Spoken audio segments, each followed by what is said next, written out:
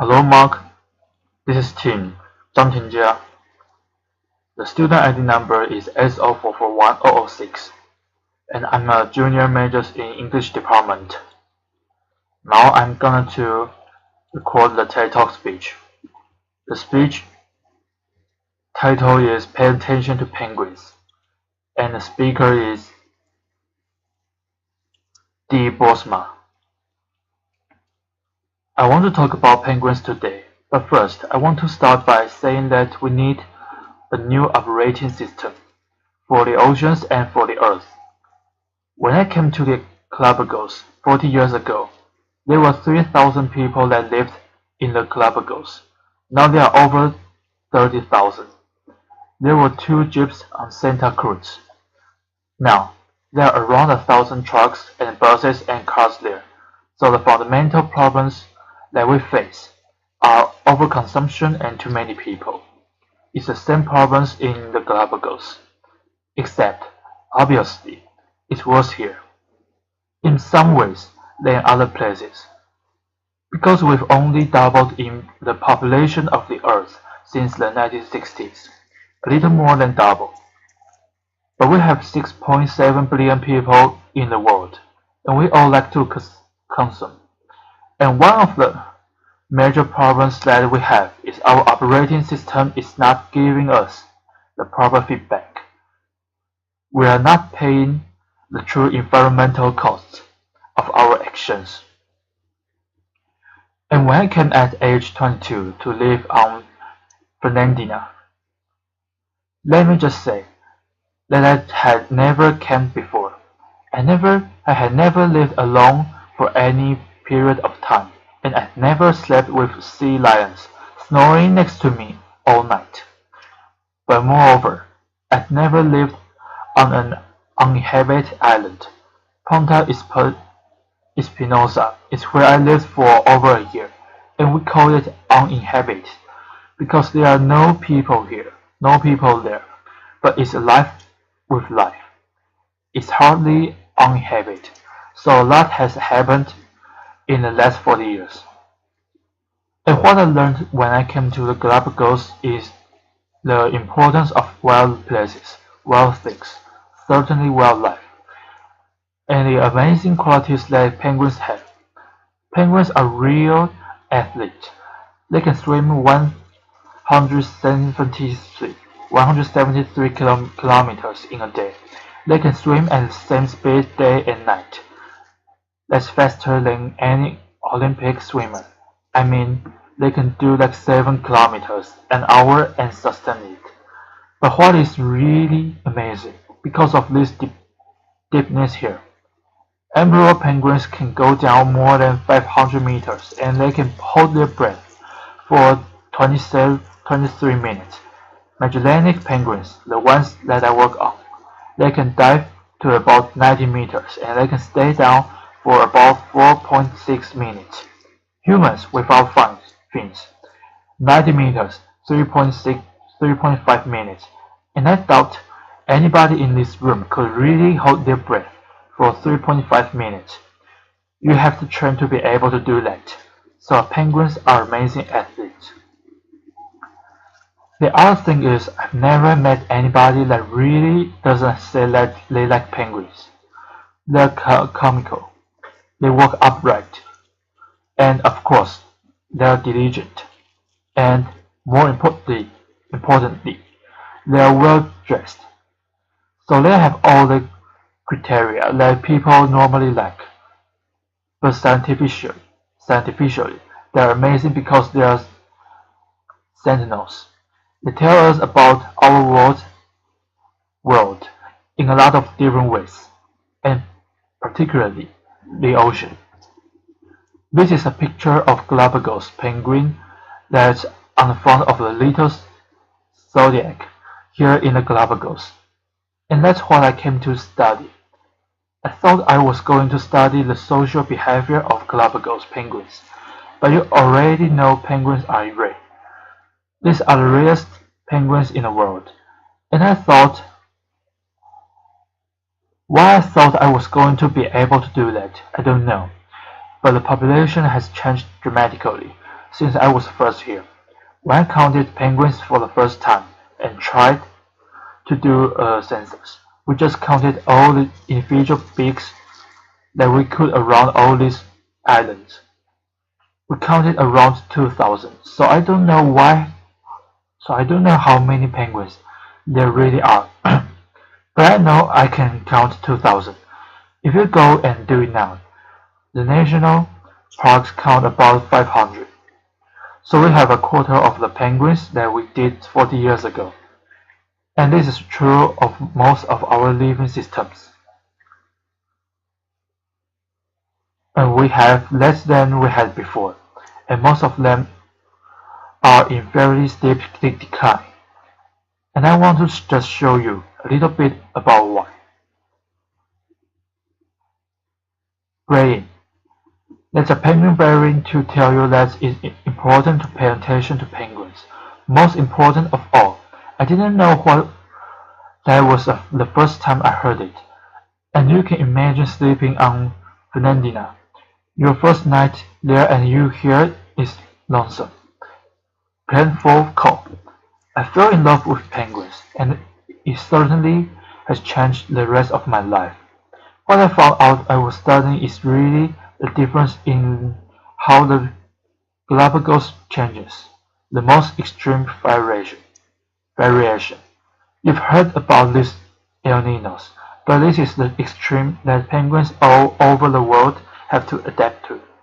This is a cold water event called La Nina, where it's blue and it's green. It means the water is really cold, and so you can see this current coming up. In this case, the Humboldt current that comes all the way out to the Galapagos Islands, and this deep undersea current, the Cromwell current, that upwells around the Galapagos, that brings all the nutrients. When this is cold in the Galapagos, it's rich, and there's plenty of food for everyone.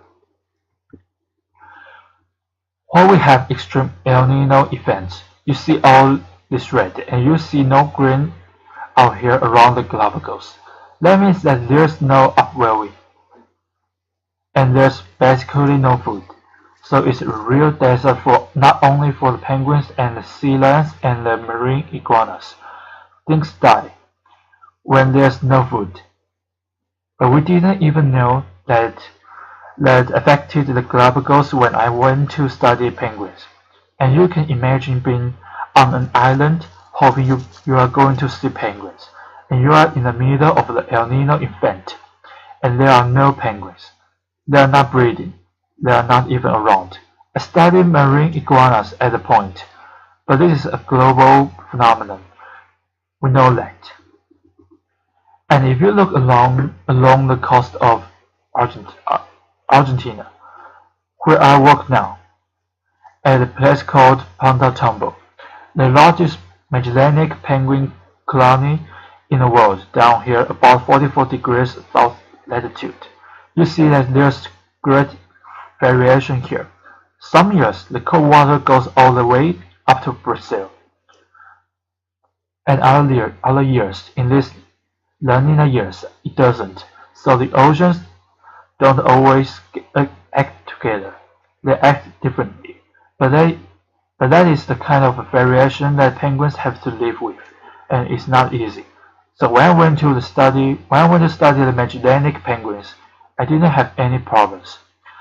There were plenty of them. This is a picture of Punta Tombo in February showing all the penguins along the beach. I went there because the Japanese wanted to start harvesting them and turning them into high-fashion golf gloves, protein, and oil. Fortunately, nobody has harvested any penguins, and we are getting over 100,000 tourists a year to see them. But the population is declining, and it's declined very substantially, about 21% since 1987, when I started this service. In terms of number of active nests, here you can see where Punta Tombo is, and they breed in incredibly dense colonies. We know this because of long-term science, because we have long-term studies there, and science is important in informing decision makers, and also in changing how we do and knowing the direction of changing that we are going in. And so we have this penguin project. The Wildlife Conservation Society has founded me, along with a lot of individuals over the last 27 years, to be able to produce these kind of maps. And also, we know that it's not only Galapagos penguins that are in trouble, but Magellanics, and many other species of penguins. And so we have started a global penguin society to try to focus on the real plight of penguins. This is one of the plights of penguins: oil pollution. Penguins don't like oil, and they don't like to swim through oil. The nice thing is, if you look down here in Argentina, there's no surface oil pollution from this ComSite map. But, in fact, when we went to Argentina, penguins were often found totally covered in oil. So they were just minding their own business. They ended up swimming through ballast water and had oil in it. Because when tankers carry oil, they have to have ballast at some point. And so when they are empty, they have the ballast water in there. When they come back, they actually dump this oil ballast water into the ocean. Why do they do that? Because it's cheaper. Because they don't pay the real environmental cost. We usually don't. And we want to start getting the accounting system right so we can pay the real costs.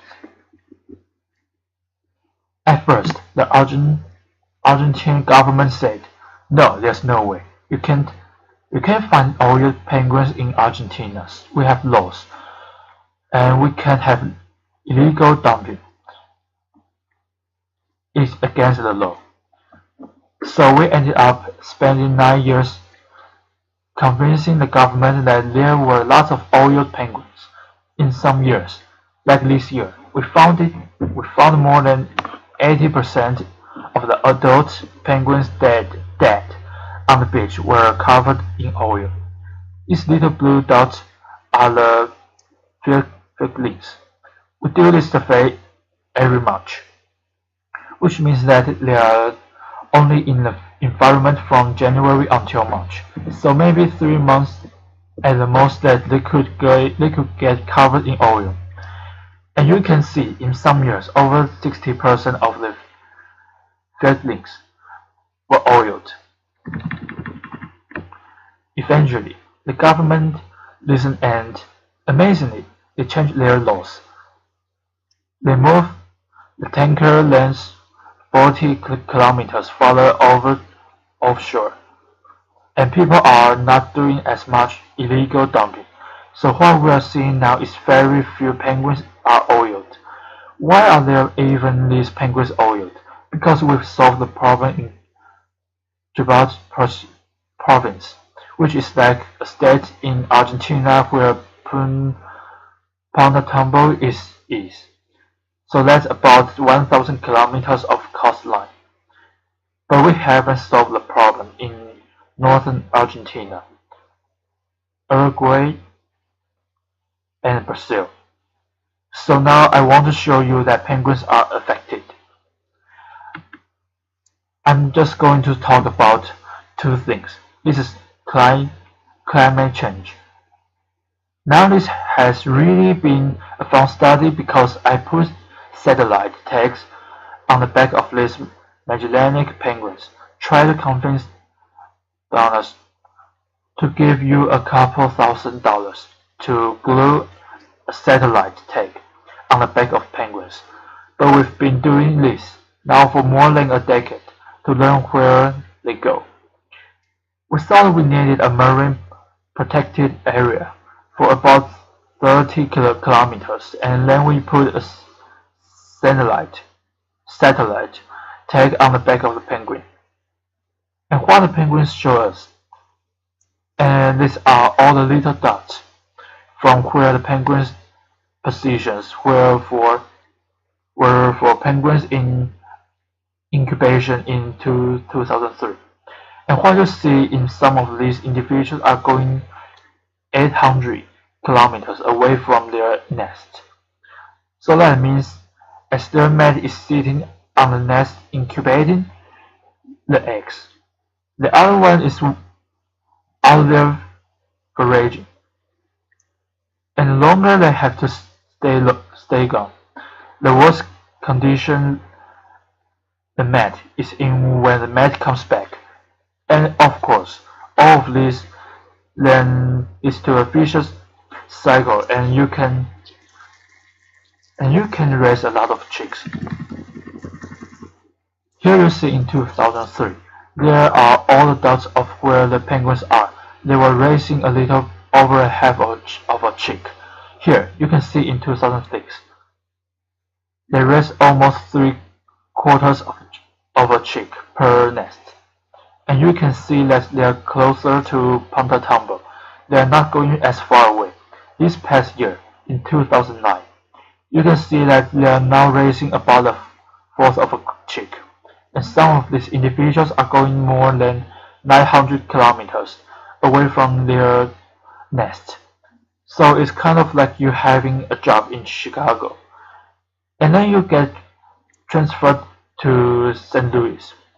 And your mate is not happy about this because you've got to pay airfare. Because you're gone longer. The same thing's true for penguins as well. And they're going about, on average now, 40 kilometers farther than they did a decade ago. We need to be able to get information out to the general public, and so we started a publication with the Society for Conservation that we think presents cutting-edge science in a new, novel way, because we have reporters that are good writers that actually can distill the information and make it accessible to the general public. So if you are interested in cutting-edge science and smarter conservation, you should join with our 11 partners, some of them here in this room, like the Nature Conservator. And look at this magazine because we need to get information out about conservation to the general public. Lastly, I want to say that all of you probably have had some relationship at some time in your life with a dog, a cat, some sort of pet, and you recognize that those are individuals. Some of you consider them almost part of your family. If you had a relationship with penguin, you see it in the same sort of way. They're amazing creatures that really change how you feel the world because they are not that different from us. They are trying to make a living. They are trying to raise their offspring. They are trying to get on and survive in the world. This is Turbo the penguin. Turbo's never been fed. He met us and got his name because he started standing under my diesel truck, a turbo truck. So we named him Turbo. Turbo has taken to knocking on the door with his beak. We let him in and he comes in here. And I just wanted to show you what happened one day when Turbo brought in a friend. So this is Turbo. He's coming up to one of my graduate students and flipper painting, which he would do to a female penguin. And you can see he's not trying to bite. This guy has never been in before and he's trying to figure out what is going on. What is this guy doing? This is really pretty weird. And you'll see soon that my graduate student. And you see Turbo's pretty intent on his flipper painting. And now he's looking at the other guy, saying, "You are really weird. And now look at this. Not friendly." So penguins really differ in their personalities, just like our dogs and our cats. We are also trying to collect our information and become more technologically literate. So we are trying to put that in computers in the field. And penguins are always involved in helping us or not helping us in one way or another. This is a radio frequency ID system. You put a little piece of rice in the foot of a penguin that has a barcode, and it tells you who it is. It walks over the pad, and you know who it is. Okay, so here are a few penguins coming in. See, this one's coming back to its nest. They are all coming in at this time, walking across there, just kind of leisurely coming in. Here's a female that's in a hurry. She's got food. She's really rushing back because it's hot to try to feed her chicks. And then there's another fellow that will leisurely come by. Look how fat he is. Look how fat he is. He's walking back to feed his chicks. Then I realized that they are playing king of the box.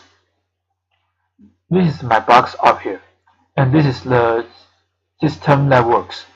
You can see these penguins. He goes over. He looks at those wires.